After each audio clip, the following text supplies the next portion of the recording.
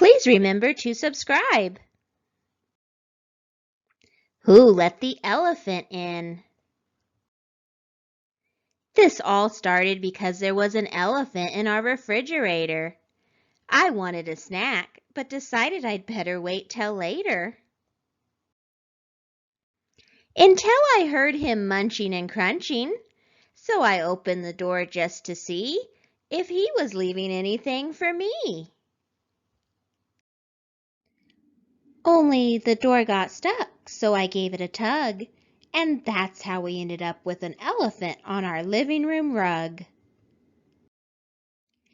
You see, he had spilt the juice, and when I slipped in it, he got loose.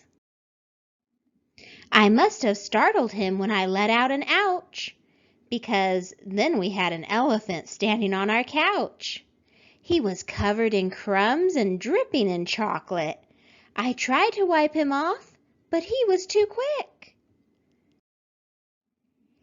He did a somersault and then a cartwheel, sliding down the hallway on a banana peel.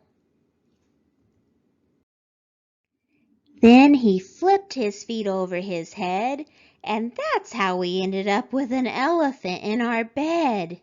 He tossed and turned, soiling the blankets and sheets with his big, big, big dirty feet.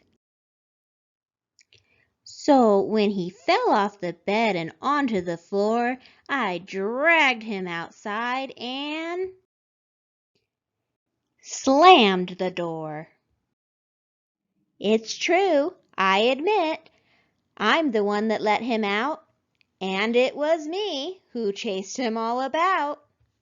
But I stand tall and say with a grin, at least it was not me who let him in.